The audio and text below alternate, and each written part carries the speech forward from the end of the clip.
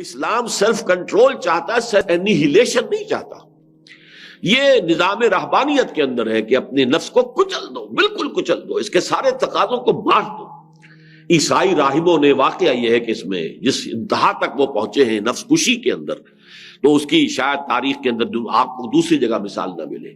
ہندوؤں میں بھی یہ تپسیاں کرنے والے جو ہیں جس قدر شدید ریاضتیں کرتے، اسلام میں یہ نہیں ہے۔ لا رہبانیت فی الاسلام۔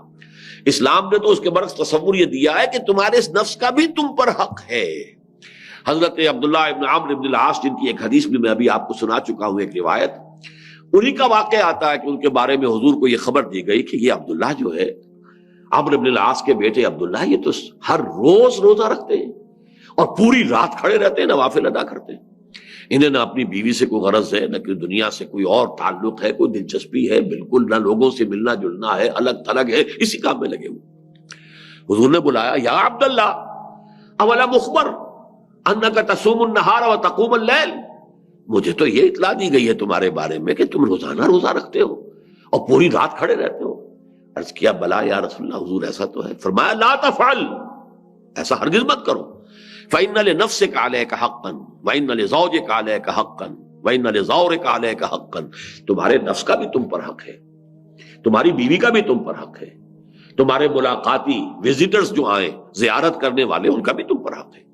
یہ سارے حقوق ادا کرنے، تو نفس کو بھی اس کا حق ادا کیجئے، لیکن یہ کہ وہ کیجئے اس طریقے سے کہ آپ فیصلہ کریں کہ نفس کو کیا دینا ہے کیا نہیں دینا۔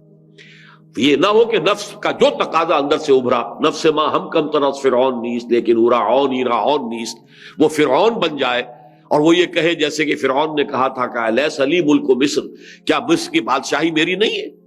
وہذہ الانہار تجری من تحتی، یہ تمام جو آبپاشی کا نظام ہے یہ میرے کنٹرول میں، جس کو چاہوں پانی دوں، جس کا چاہوں روک دوں، میرا اختیار مطلق ہے، میں نہیں جانتا کون اللہ، کون رسول، کون موسیٰ، کون خدا، میں نہیں جانتا۔ اسی طرح میرا نفس بھی کہتا ہے، امام روم فرماتے ہیں مولانا رومی کہ نفس ما ہم کم ترس فرعون نیست، یہ فرعون سے کم نہیں ہے۔ یہ بھی کہتا ہے یہ وجود میرا ہے، اس پر میری مرضی چلے گی، میرا تقاضا پورا ہوگا، میری خواہش کی تسکین کی جائے گی، مجھے اس سے بحث نہیں کہ حلال کیا ہے، حرام کیا ہے، جائز کیا ہے، ناجائز کیا ہے۔